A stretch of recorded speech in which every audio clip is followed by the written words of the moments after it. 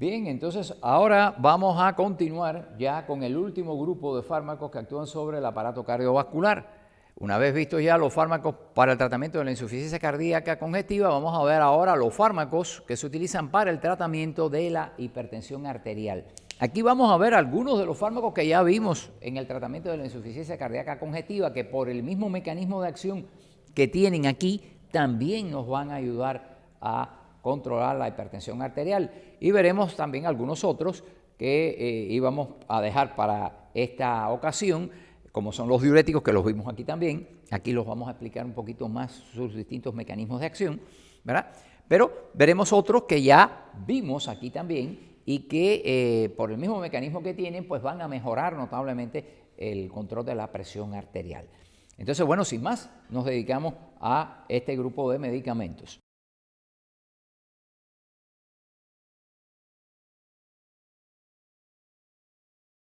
La hipertensión arterial es un frecuente trastorno del sistema cardiovascular, ¿verdad?, que consiste en la existencia de una presión arterial sistólica mantenida por encima de 140 milímetros de mercurio y una diastólica que se mantiene por encima de 90 milímetros de mercurio. Más del 95% de los casos de hipertensión arterial son idiopáticos, es decir, de causa desconocida. Y aproximadamente de un 4 a un 5% son secundarios a otros procesos patológicos primarios conocidos, subyacentes, que son los causantes de la hipertensión. No obstante ser la mayoría de los casos de hipertensión arterial de causa desconocida, sí se conoce que en la mayoría de los casos existe un aumento en el tono vasomotor con aumento del tono en el músculo liso arteriolar vascular periférico, con el resultante aumento de la resistencia vascular periférica. Recordar que la presión arterial es directamente proporcional al gasto cardíaco y a la resistencia vascular periférica. Por tanto, si se produce un aumento en la resistencia vascular periférica, vamos a tener un aumento de la presión. Recordar eso. La causa del aumento de esta resistencia vascular periférica es la que no se conoce muy bien. Muchos pacientes pueden padecerla y estar asintomáticos. Con el tiempo, si no se descubre y se trata adecuadamente, se puede ir desarrollando cardiopatía hipertensiva, que va llevando a una hipertrofia concéntrica del ventrículo izquierdo con insuficiencia cardíaca, ya eso lo estuvimos explicando, edema agudo del pulmón, que es una insuficiencia ventricular izquierda aguda, y muerte. Igualmente puede llevar a la producción de infartos miocárdicos, infartos isquémicos cerebrales, hemorragias intracerebrales y nefropatía crónica, enfermedad del riñón con insuficiencia renal severa. Bueno, por tanto, va a ser muy importante diagnosticar la hipertensión arterial lo más precozmente posible y empezar lo más precozmente posible el tratamiento. Además de las medidas higienodietéticas, ¿verdad?, y del estilo de vida que tiene que llevar el hipertenso para ayudar al control de su presión arterial, ¿verdad?, el tratamiento farmacológico es también insustituible e imprescindible, ¿eh? Antes de adentrarnos en los distintos grupos de fármacos utilizados para el tratamiento de la hipertensión arterial, vamos a referirnos brevemente a algunos mecanismos de control, ¿verdad?, de la presión arterial que pueden estar desajustados en este trastorno y que los fármacos antihipertensivos pueden actuar sobre ellos modificando su funcionamiento, haciendo con que se logre un ajuste de la homeostasis de la presión arterial, normalizándola. Los mecanismos de control de la presión arterial. Como ya habíamos señalado, ¿verdad?, la presión arterial es directamente proporcional al gasto cardíaco y a la resistencia arterial periférica. A su vez, el gasto cardíaco y la resistencia periférica están controlados por dos tipos de mecanismos de control íntimamente relacionados el uno con el otro. Son, en primer lugar, mecanismos controladores a corto plazo. Ahí tenemos al sistema nervioso central en conjunción con el sistema nervioso autónomo. Ahí están las estructuras como el centro cardioacelerador y vasoconstrictor del tronco cerebral y el sistema nervioso autónomo simpático y parasimpático. Y tenemos también el sistema nervioso periférico con la acción de los vasoreceptores, ¿verdad? Este es un importante mecanismo que ayuda a controlar la presión a corto plazo. Ya recordar esto en fisiología lo vimos el año pasado. Y tenemos mecanismos controladores a largo y mediano plazo, ¿verdad? Tenemos el sistema renal y el sistema angiotensina-aldosterona, del cual ya estuvimos hablando en la insuficiencia cardíaca. Los mecanismos de control rápido de la presión arterial, para recordarlos, ¿verdad? Aquí en la presente figura pues tenemos más o menos lo fundamental para recordar aquello. Pues aquí se está ilustrando, aquí vemos el centro cardiocirculatorio del tronco cerebral, aquí en el bulbo raquídeo, en la formación reticular del bulbo raquídeo, ¿verdad? Y del sistema nervioso periférico, ¿verdad? Todos los nervios neumogástricos, glosofaringio, nervios simpáticos del sistema nervioso autónomo que intervienen en esta actividad, así como también nervios parasimpáticos que pueden influir en esto, ¿verdad? Entonces, recordar que aquí tenemos varoreceptores en el callado de la aorta y en el glomus carotidio, ¿verdad? Estos están servidos por el neumogástrico, estos están servidos por el glosofaringio. Si se produce aquí un aumento de presión considerable, que sea más de 80 milímetros, o sea, en el rango de 80 milímetros de mercurio, un aumento de presión, pues se va a producir una gran estimulación de estos receptores que van a transmitir, como indican las flechas, por vía del neumogástrico y del glosofaringio hacia el centro cardiovascular, donde hay un centro que es vasodilatador, hay un centro que es cardioacelerador y vasoconstrictor, ¿verdad? En este caso, como se ha producido un aumento de la presión, pues el tren de impulsos que viene viajando en esta ocasión, que se ha producido por un tremendo aumento de la presión arterial, va a provocar aquí estimulación a nivel, primero va a producir una inhibición en las descargas simpáticas que por las vías del sistema nervioso simpático, a través de los nervios simpáticos que inervan al nódulo sinusal y al miocardio, va a disminuir la excitabilidad, ¿verdad? Y además de eso se produce un estímulo del parasimpático, del núcleo motor dorsal del vago, que son motoneuronas parasimpáticas preganglionares que van a descargar sobre neuronas parasimpáticas postganglionares que están aquí en el pericardio, en torno al nódulo sinusal y en torno a el nódulo auriculoventricular, produciendo entonces una disminución de la frecuencia y de la fuerza de contracción, ¿verdad? Induciendo entonces una respuesta hipotensora que se produce muy rápidamente. Bueno, este es un mecanismo a tener en cuenta. Tenemos mecanismos, esos son mecanismos que actúan rápidamente. Ahora, tenemos mecanismos de control de la presión arterial que actúan a mediano y a largo plazo, no tan rápido como aquello que vimos primeramente. Aquí en la presente figura se ilustran los mecanismos de control a mediano y largo plazo de la presión arterial, el sistema de control renal de la presión y líquidos corporales y el sistema renina-angiotensina-aldosterona, ¿verdad?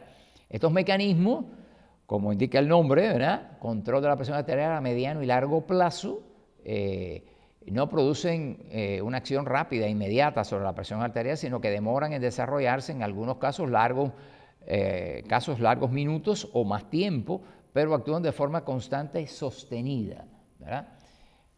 Aquí tienes, por ejemplo, como, digamos, un aumento de la volemia o la ingesta de sodio va a aumentar la diuresis, la eliminación del sodio excesivo y por tanto de agua, ¿eh?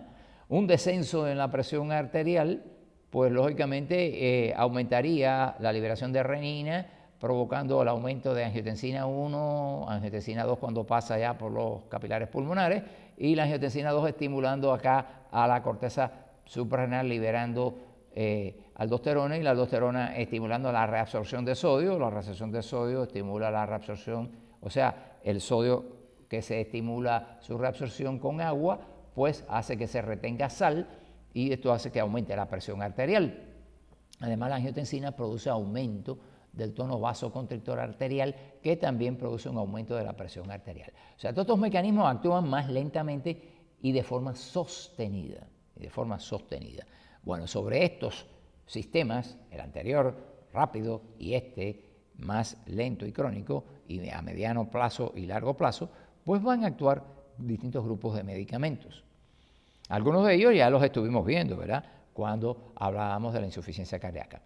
Aquí tenemos un algoritmo donde se muestra cómo un descenso, por ejemplo, de la presión arterial pone en marcha una respuesta rápida mediada por el sistema simpático y una a mediano y largo plazo mediada por el riñón y el sistema renina-angiotensina-aldosterona. Por ejemplo, si se produce una disminución de la presión arterial, se causa una disminución del flujo sanguíneo renal. Entonces, esta disminución del flujo sanguíneo renal, lógicamente, disminuye el filtrado glomerular, ¿verdad? Al disminuir la presión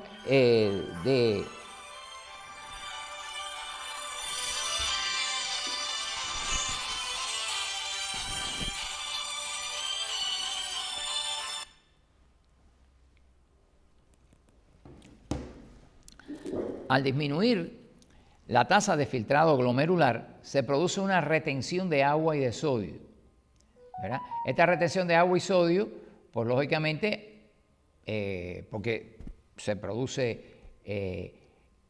un aumento del volumen sanguíneo, esto lógicamente va a repercutir favorablemente sobre el gasto cardíaco porque aumenta el retorno venoso, ¿verdad? El flujo sanguíneo renal disminuido también, además de disminuir la tasa de filtrado glomerular, va a hacer que se libere, como disminuye la presión sobre las arteriolas aferentes, que se libere renina, y la renina va a originar la aparición de angiotensina 2. Esta angiotensina 2 va a repercutir sobre la suprarrenal liberando aldosterona, y esto va a aumentar todavía más la reabsorción de sodio y agua. Pero también la angiotensina 2 va a aumentar la resistencia periférica, produciendo vasoconstricción, ¿verdad?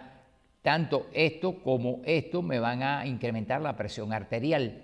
Por otro lado, la actividad simpática, que ya habíamos dicho que actúa mucho más rápidamente cuando disminuye la presión arterial por el mecanismo inicial que mostramos en la primera figura, pues produce activación de adrenoreceptores beta 1 en el corazón, que eso produce aumento del gasto cardíaco y lógicamente eso aumenta la presión arterial.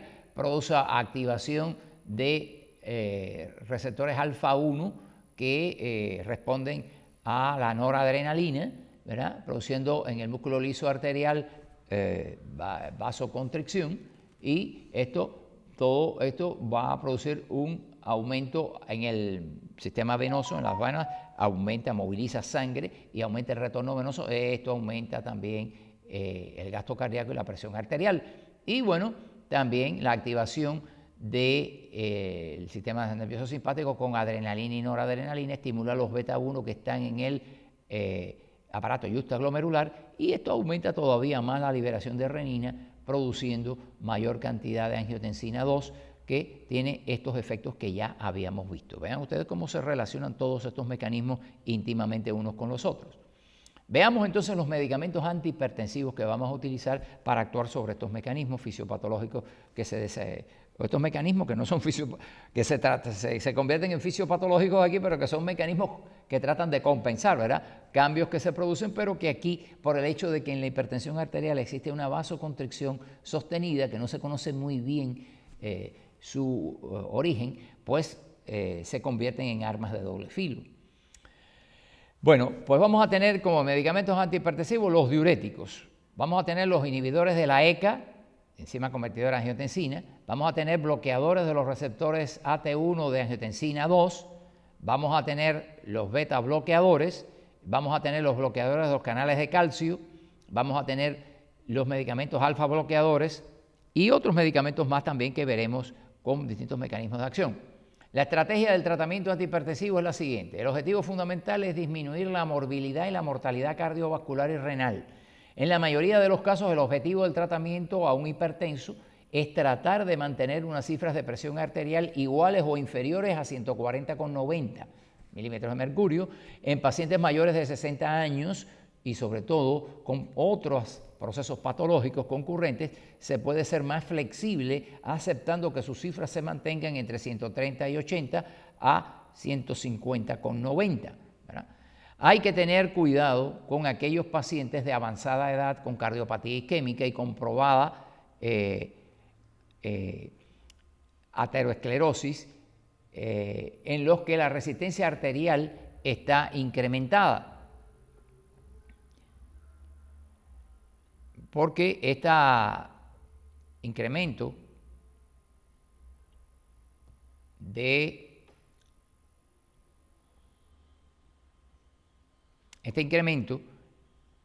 de la resistencia arterial periférica, ¿verdad? Va a llevar las cifras de presión sistólica y diastólica por debajo de 150 a 100 milímetros de mercurio y puede condicionar caídas en el flujo sanguíneo cerebral y o miocárdico, condicionando la aparición de episodios de isquemia cerebral o miocárdica. Es decir, que hay que tener mucho cuidado con estos pacientes que tengan una aterosclerosis y no quererle poner la presión como si fuera un paciente de 20 años, ¿verdad?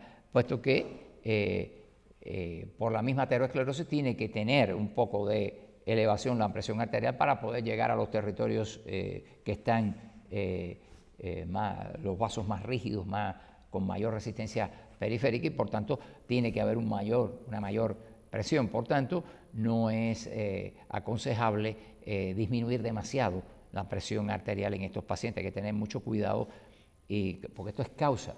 Entonces, estos hipotensores pueden causar una disminución del riego sanguíneo cerebral o miocárdico y ocasionar entonces problemas. Como lineamiento general se recomienda iniciar el tratamiento con un solo medicamento de los siguientes grupos: con un diurético tiacídico o con inhibidor de la ECA o con un bloqueador de los receptores de angiotensina o con un bloqueador de los canales de calcio. También se puede desde un inicio en pacientes que mantienen cifras mayores de 160 y 100 milímetros de mercurio empezar directamente con una de las siguientes combinaciones: un diurético tiacídico más un inhibidor de la ECA o un diurético tiacídico con un bloqueador de los receptores de angiotensina o un diurético tiacídico y un bloqueador de los canales de calcio. También es otra combinación que con frecuencia se utiliza. Hablemos de los diuréticos. Suelen utilizarse los diuréticos tiacídicos o similares a las tiacidas como medicamentos de primera elección en el tratamiento de antihipertensivo, a menos que exista algún motivo importante para elegir otra clase de medicamento, independientemente del mecanismo específico de acción que tenga el tipo de diurético que se utilice. El objetivo es disminuir la volemia mediante la extracción de agua por la diuresis que aumenta con estos medicamentos, lo cual hace que se reduzca el retorno venoso y la precarga. Ese es el fundamento. Los diuréticos tiacídicos y similares a las tiacidas. Tenemos la clorotiacida, que fue el primero de este grupo. Posteriormente surgió la hidroclorotiacida, que es más potente y se utiliza más, ¿verdad? Así como la clortalidona y la indapamida y la metolazona, que aunque no son moléculas estructuralmente tiacídicas, tienen exactamente el mismo mecanismo de acción y el mismo sitio del sistema tubular de la nefrona donde actúan, igual que la hidroclorotiacida. Estos diuréticos son muy útiles para el tratamiento de la hipertensión arterial e insuficiencia cardíacas, solos o combinados con inhibidores de la ECA o con bloqueadores de los receptores de angiotensina, así como con diuréticos ahorradores de potasio o con beta bloqueadores.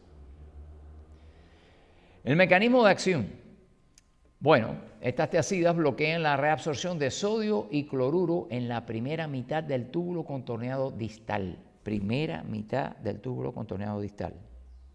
Es ahí donde actúan.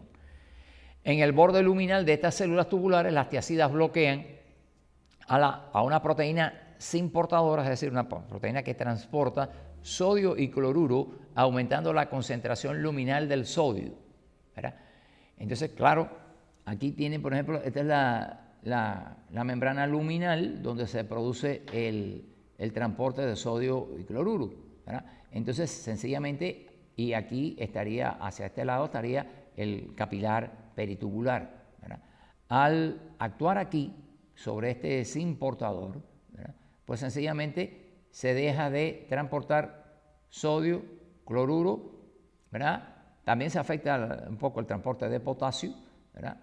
Y como ven ustedes, esto produce un aumento de la concentración entonces de sodio acá en la luminal y por tanto a eso arrastra agua, ¿verdad? Y es el efecto diurético que tienen estos diuréticos. Parte de ese sodio que se arrastra es intercambiado por potasio. Esa parte de este sodio que se arrastra aquí normalmente es el que se utiliza para ser intercambiado por potasio, por la bomba de sodio-potasio, ¿verdad? Entonces, lógicamente, por lo que el uso prolongado de estos diuréticos puede ocasionar hipopotasemia y alcalosis metabólica, ¿verdad? Entonces, las tiazidas tienen débil actividad bloqueadora de la anhidrasa carbónica a nivel del túbulo contorneado proximal, lo cual contribuye adicionalmente a la excreción de sodio. Pueden ocasionar diversos efectos secundarios con el uso prolongado, tales como hipopotasemia, hipocloremia, alcalosis metabólica, hiperuricemia, hiperglicemia e hipercalcemia e hipercolesterolemia. Se ha descrito estos efectos secundarios que no se conocen muy bien del todo, muchos de ellos por qué se producen, pero se ha visto que lo producen. Estos diuréticos se filtran en los glomérulos y llegan hasta el borde luminal de los túbulos distales con el líquido defiltrado. Por tanto, en pacientes con insuficiencia renal o déficit de filtrado glomerular pierden eficacia. El uso de los antiinflamatorios no esteroideos, como reducen precisamente la producción de prostaglandinas, reducen el filtrado glomerular. Acuérdense que las prostaglandinas producen dilatación de la arteriola aferente, ¿verdad? Y bueno, si tú utilizas AINES, vas a disminuir las prostaglandinas y va a disminuir entonces el filtrado glomerular, porque, y entonces esto va a reducir la eficacia de las tiazidas que esté tomando el paciente. Tenemos los diuréticos del ASA, los más potentes: furosemida, bumetanida, torsemida, ácido etacrínico, ¿verdad? El más utilizado de todos es la furosemida.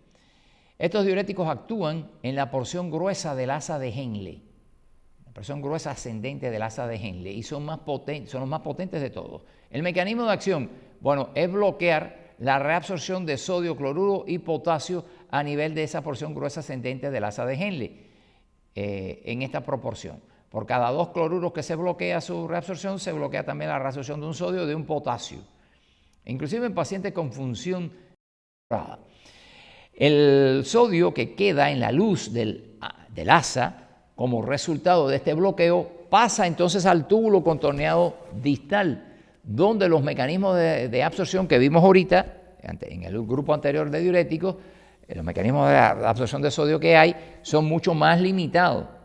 Por tanto, la entrada de sodio que llega ahí al túbulo contorneado distal en estas circunstancias de uso de estos diuréticos, pues la cantidad de sodio que le llega al túbulo distal es demasiado grande y los mecanismos de absorción que hay allí de reabsorción no van a poder eliminar todo ese sodio, provocando entonces que se quede concentrado el sodio en la luz tubular, y eso produce por ósmosis atracción de agua hacia la luz y aumenta con esto el arrastre de líquido, o sea, la diuresis. Estos medicamentos actúan con rapidez. El más utilizado es la furosemida, la torsemida y la bumetanida, que son más potentes. El ácido etacrénico está en desuso hoy en día por sus efectos adversos. A diferencia de las tiazidas, aumentan la excreción de calcio, ¿verdad?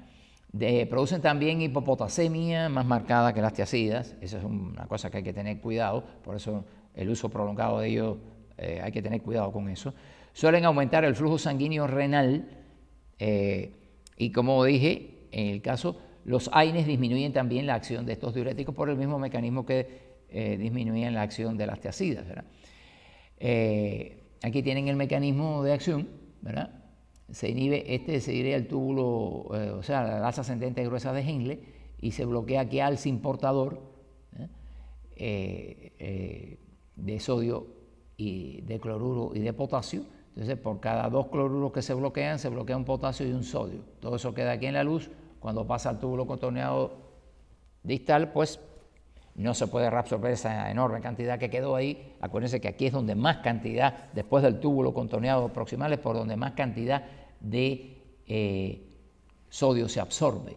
Y por tanto, esta enorme cantidad de sodio que queda aquí, el túbulo contorneado proximal no puede reabsorberla, y eso produce por ósmosis una buena diuresis, ¿verdad? Entonces, bueno,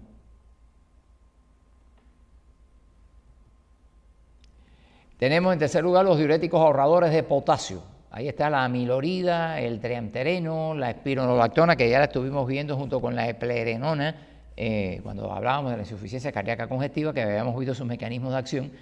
La amilorida y el triantereno son bloqueadores de los canales de sodio que se encuentran en el borde luminal de las células principales de la segunda mitad del túbulo contorneado distal y primera porción del túbulo colector, porción cortical. Lo anterior disminuye la absorción de sodio y por tanto cae la entrada de sodio a la célula tubular y no hay suficiente cantidad de este catión para intercambiarlo por potasio mediante la bomba de sodio-potasio de las membranas vasolaterales, lo cual hace que entonces no entre mucho potasio a la célula por este mecanismo, ¿verdad? Y permanezca concentrado en el líquido intersticial, desde donde difunde hacia el interior entonces de los capilares peritubulares. Por este motivo no se pierde potasio, se disminuye notablemente la pérdida de potasio y se le llama por esto diuréticos ahorradores de potasio. No son muy potentes, pero sí son útiles asociados a las tiacidas o a los diuréticos de Lassa para disminuir la pérdida de potasio que estos últimos engendran. Como efecto secundario, el triantereno también puede producir hiperuricemia. Se ha visto que también puede aumentar el ácido úrico, muchas veces con el uso crónico del triantereno. Aquí tienen el mecanismo de acción, ¿verdad? La amilorida y el triantereno, ven ustedes que bloquean aquí los canales de sodio luminales por donde se absorbe sodio, ¿verdad?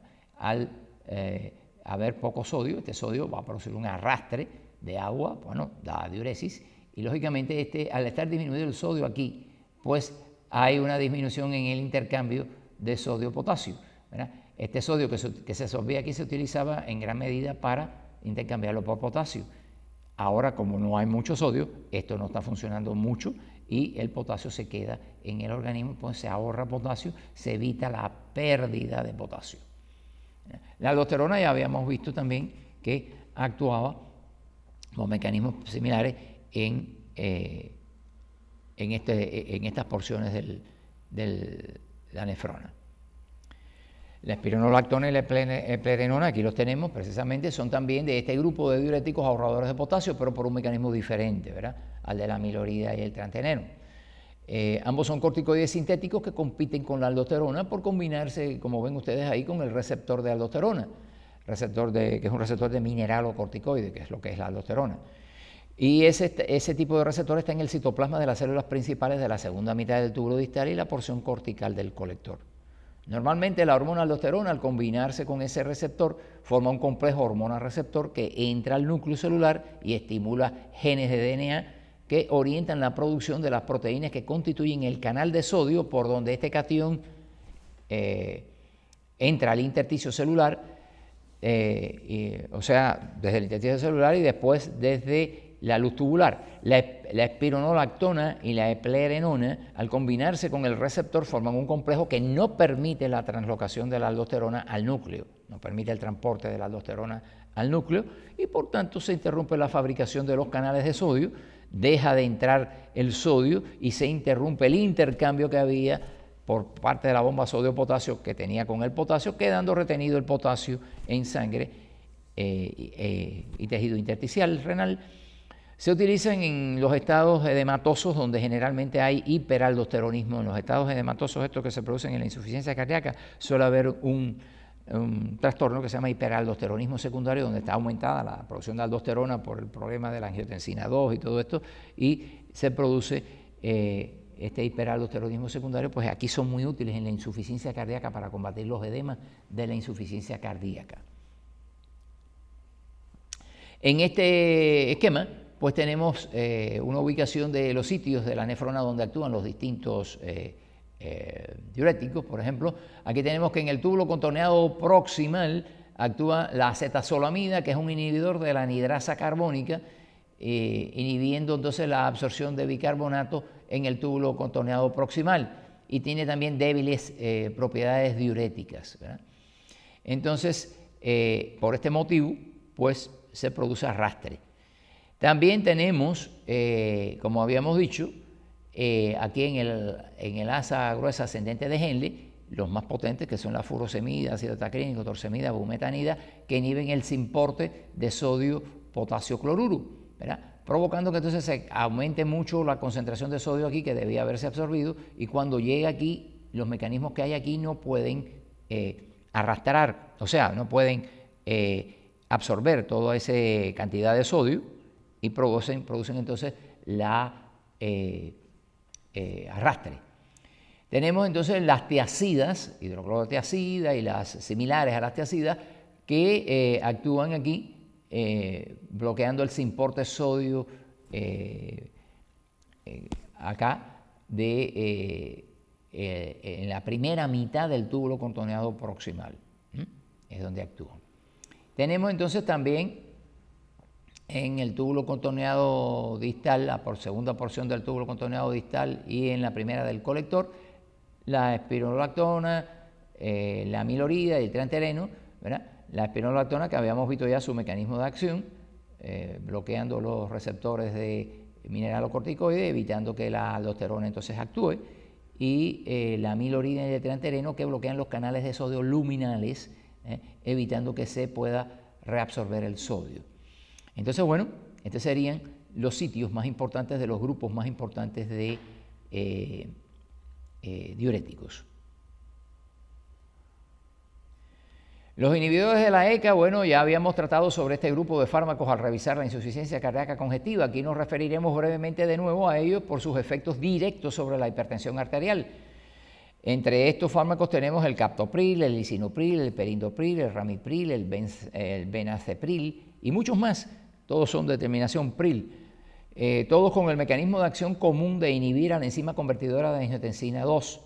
Convierten la angiotensina 1 en angiotensina 2, dando por resultado, al provocar este bloqueo, pues la angiotensina 2 producía vasoconstricción. Ahora se produce vasodilatación con disminución de la resistencia vascular periférica, que es el problema fundamental que hay aquí, y de la liberación de aldosterona también, que nos induce todo este hiperaldosteronismo que nos crea problemas también.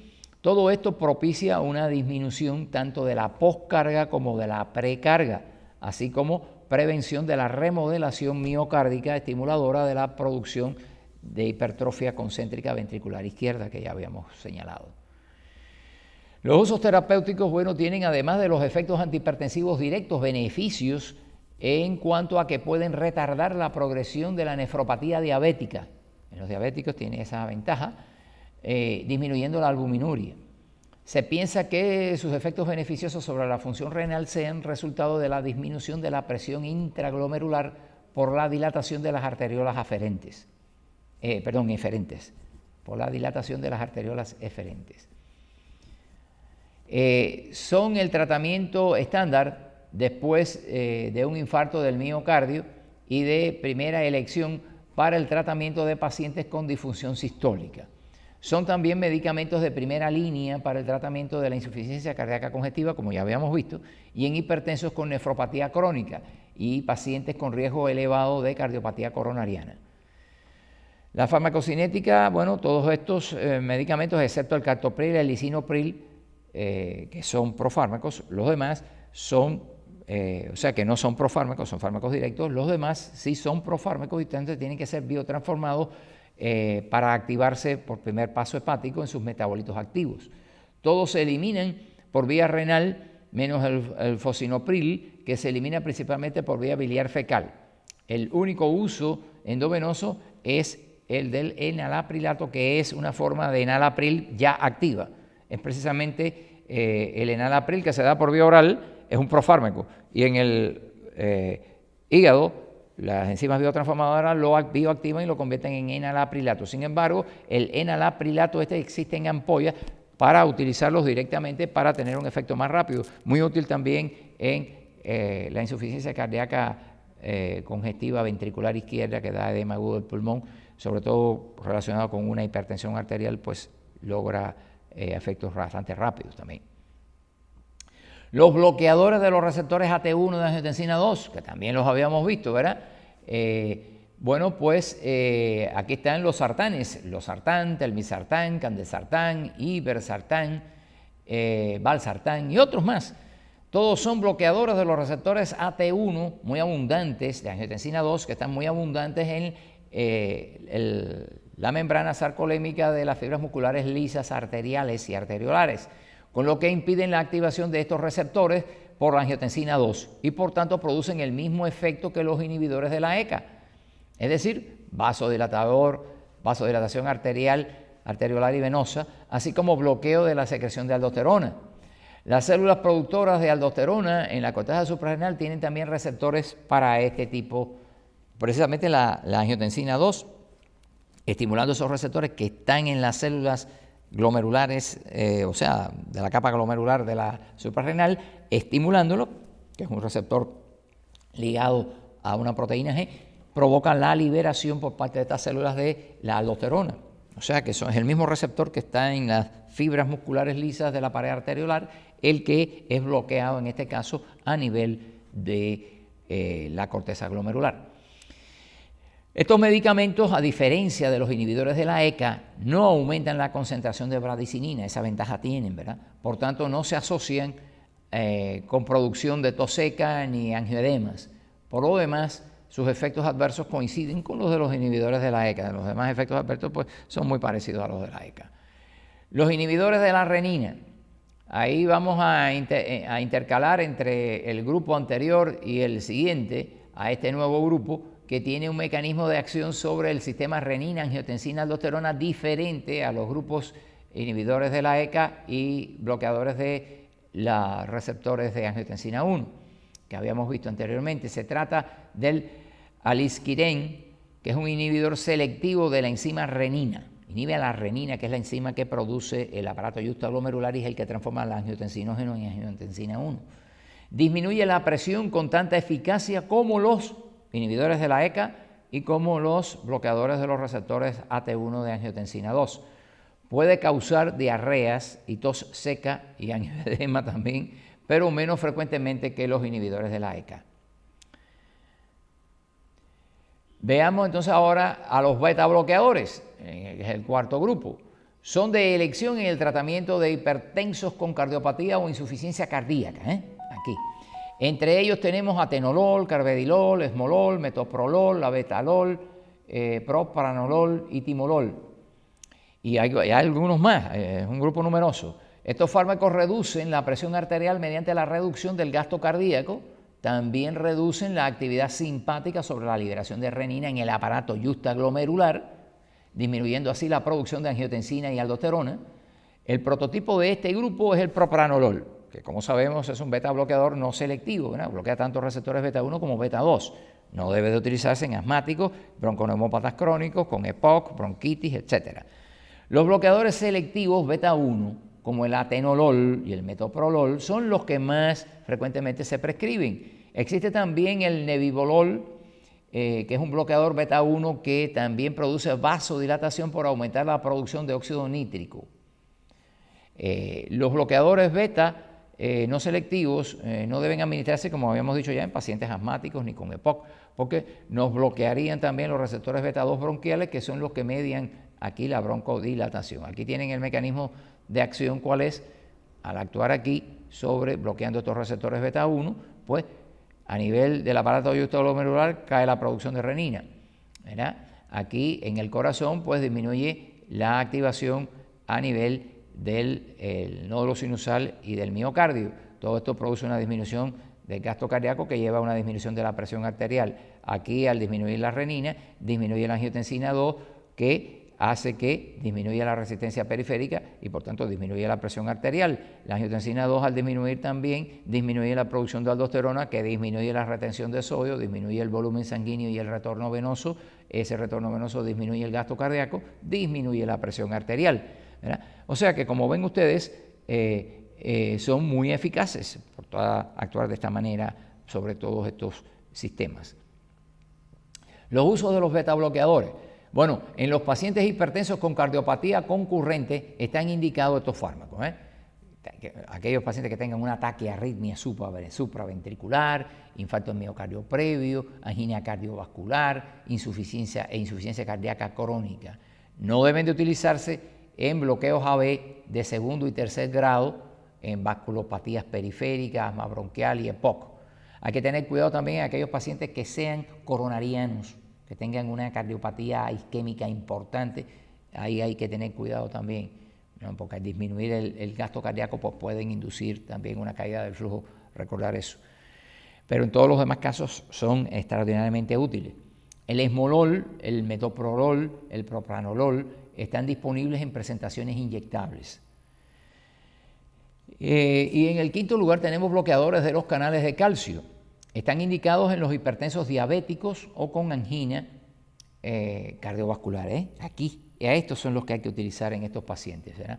Se dividen en tres categorías, ¿verdad? Las difenilalquilaminas, las benzotiazepinas, no benzodiazepinas, sino benzotiazepinas, y las dihidropiridinas. Las difenilalquilaminas, ahí tenemos al verapamilo, que es el menos selectivo de todos, bloqueando canales de calcio en el músculo cardíaco y en el músculo liso vascular. Se utiliza para tratar la angina de pecho, taquiarritmias supraventriculares y para prevenir la migraña también se ha utilizado, y cefaleas agrupadas en racimo, llamadas cefaleas histamínicas, también es útil. Las benzotiazepinas, ahí tenemos al diltiazem, que también actúa sobre canales de calcio del músculo cardíaco y liso, pero que tiene menor efecto sobre los canales estos que están en el músculo cardíaco, y por tanto su efecto inotrópico negativo es menos pronunciado que el verapamilo, ¿verdad? Entonces, actúa más sobre los del músculo liso, actúa también sobre los del músculo cardíaco, pero menos, por eso tiene menos efecto inotrópico negativo y actúa más sobre el músculo liso. Las dihidropiridinas, estas actúan como nifedipino, anlodipino, felodipino, nicardipino, todos los pinos, estos son dihidropiridinas. Estos actúan bloqueando precisamente todos los receptores de dihidropiridinas que tenemos específicamente estos actúan en el músculo liso vascular. Recuerda que el músculo liso vascular no tiene túbulos T, pero tiene unas caveolitas ahí que están muy cerca del retículo endoplasmático liso y que actúan como si fueran el túbulo T mismo. Y ahí hay canales de dihidropiridina también. Se parecen a los de dihidropiridina que tenemos en el músculo cardíaco y en el músculo esquelético, pero no son iguales. No son tan es así que ellos se combinan con estos receptores dihidropiridínicos del músculo liso y no con los cardíacos ni con los del músculo esquelético, ¿verdad? Entonces, lógicamente, estos canales de dihidropiridina del músculo liso que están en las caveolas, pues también son canales de voltaje de calcio. Y al bloquearse, pues sencillamente no entra el aporte necesarísimo de calcio que tiene que entrar al músculo liso para que, en conjunción con el pequeño aporte de calcio que da el retículo endoplasmático liso, dar el tenor de calcio necesario para la contracción del músculo liso vascular. Por tanto, al carecer de este aporte, porque se bloquean esos canales, sencillamente no va a haber tanto calcio citosólico y por tanto disminuye el tono vasoconstrictor del músculo liso vascular y se produce vasodilatación y mejora la resistencia periférica notablemente. Acciones de los bloqueadores de los canales de calcio. Bueno, al bloquear los canales de calcio de voltaje del músculo liso vascular, interfieren con la entrada de calcio, como habíamos dicho ya, de la fibra muscular lisa vascular, disminuyendo la liberación de calcio también del retículo sarcoplásmico y la disponibilidad de calcio citosólico necesario para la contracción. Esto ocasiona entonces la relajación, como habíamos dicho ya, del músculo liso vascular. Tenemos también el caso en el grupo 6, el caso de los alfa bloqueadores. Estos fármacos producen un bloqueo competitivo con los receptores alfa 1, adrenoreceptores, que abundan en las membranas sarcolémicas del músculo liso vascular. Y que al producir el bloqueo de estos, pues se produce una relajación arteriolar y disminución de la resistencia vascular periférica y por tanto también de la presión arterial. La prazosina, la terazosina y la doxazosina son integrantes de este grupo. Suelen causar hipotensión postural, ¿verdad?, con taquicardia refleja, porque el reflejo vasoreceptor, sobre todo al inicio del tratamiento, y por estos motivos no se utilizan como un tratamiento inicial de la hipertensión arterial. Se deja ya para casos más refractarios, que se han utilizado ya los otros medicamentos y no acaba de mejorar, ahí se pueden utilizar. La prazosina no produce tanta taquicardia refleja como el caso de la terazosina y la doxazosina, ¿verdad?, porque ella tiene un efecto adicional sobre los vasoreceptores inhibiendo. Por tanto, la hipotensión, o sea, la disminución del flujo, que se puede producir postural, no va a disparar el reflejo baroreceptor, ¿verdad? Entonces, bueno, no induce tanta taquicardia refleja como los otros dos. Otros fármacos antihipertensivos, bueno, hay muchos más también. Aquí vamos a señalar en el caso, por ejemplo, la clonidina, ¿verdad? Son fármacos que tienen sitios de acción y mecanismos de acción en el sistema nervioso central y se utilizan en ciertos casos de hipertensión arterial. La clonidina, por ejemplo, que es un agonista alfa-2, ya lo habíamos visto cuando dimos los medicamentos que actúan sobre la sinapsis del sistema nervioso autónomo y central, actúa sobre estos receptores que se encuentran a nivel presináptico en las fibras reticulares descendentes excitatorias del centro vasoconstrictor del bulbo raquídeo. Dichas fibras hacen sinapsis con neuronas simpáticas postganglionares de las astas laterales de la médula espinal dorsal para excitar la vía simpática vasoconstrictora. Estos receptores alfa-2 presinápticos, cuando resultan estimulados, disminuyen la liberación de noradrenalina de las vesículas sinápticas hacia la hendidura y aumentan la recaptación de noradrenalina desde la hendidura hacia el terminal presináptico, lo cual causa que haya poca noradrenalina estimulando a la neurona preganglionar, ¿verdad? Y esto causa entonces hipotensión por vasodilatación periférica, disminución del tono vasoconstrictor simpático, ¿verdad? Cuando se administra por vía inyectable, actúa primeramente sobre los receptores alfa-2 adrenérgicos postsinápticos que se encuentran en el músculo liso de algunas arteriolas, induciendo en ellas cierta vasoconstricción transitoria, pero que no causa gran problema, porque posteriormente, al actuar ya sobre los presinápticos, pues ahí sí produce una disminución notable de la presión arterial por el mecanismo anteriormente explicado. La presente figura ilustra aquí las fibras reticulares descendentes de estas vasoconstrictoras del bulbo que hacen sinapsis con las neuronas simpáticas preganglionares medulares sobre las que actúa la clonidina a nivel presináptico, ¿verdad? En los receptores alfa-2 adrenérgicos. El efecto es suprimir la liberación de noradrenalina en la hendidura sináptica, inhibiendo así las descargas excitatorias que producían vasoconstricción, permitiendo de esta manera relajación del músculo liso vascular con vasodilatación, ¿verdad? La clonidina actúa sobre los receptores alfa-2 presinápticos de estas fibras descendentes reticuloespinales, ¿eh? Aquí las tienen, estas fibras descendentes reticuloespinales, vienen por aquí, ¿verdad? Y estas actúan descargando noradrenalina sobre estas neuronas preganglionares simpáticas.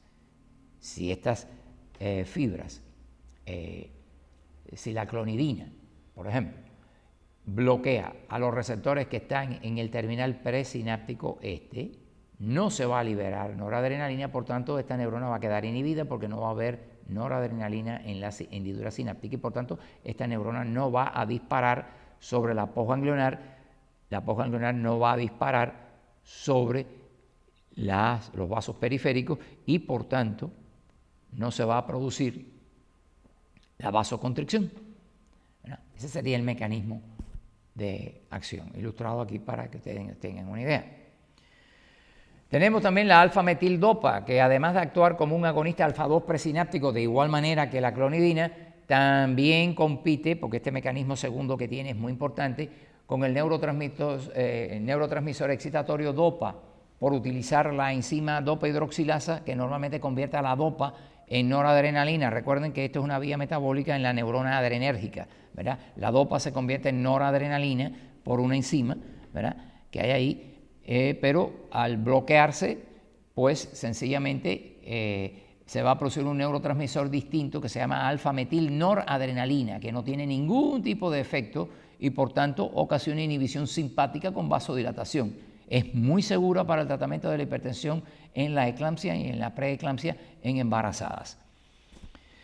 Los vasodilatadores como la hidralazina, que ya habíamos comentado también en la insuficiencia cardíaca, y el minoxidilo, son relajantes directos de la fibra muscular lisa vascular, pero no se utilizan como medicamentos de primera línea para tratar la hipertensión arterial. Producen buena vasodilatación con importante repercusión refleja por hipotensión en los vasoreceptores del callado aórtico y senos carotidios, ocasionando taquicardia refleja, mucha taquicardia refleja, con aumento del consumo de oxígeno por el miocardio, todo lo cual puede precipitar crisis anginosas e infartos en pacientes que tengan cardiopatía isquémica coronariana. No debe de usarse ni hidralazina ni minoxidilio en estos pacientes. Por eso debe administrarse acompañado de un beta bloqueador como el atenolol, propranolol o metoprolol y de un diurético para, en caso de que no quede más remedio que utilizarla, pues para evitar el posible efecto taquicardizante y que vaya a inducir un infarto, pues acompañado de un beta bloqueador y un diurético, pues se minimizan los efectos estos secundarios que pueda tener. Bueno, con esto hemos terminado la revisión de estos medicamentos y espero que les haya servido de ilustración para la comprensión de cómo actúan estos medicamentos en la hipertensión arterial. Ya en años posteriores, cuando ustedes vean pacientes hipertensos y que vean en clínica y discutan casos, pues verán la utilidad recordando estos mecanismos y cuál es la mejor forma de utilizarlos entonces en los pacientes hipertensos. También para la fisiopatología esto les va a ayudar mucho a comprender cómo son los mecanismos fisiopatológicos sobre los que actúan estos fármacos.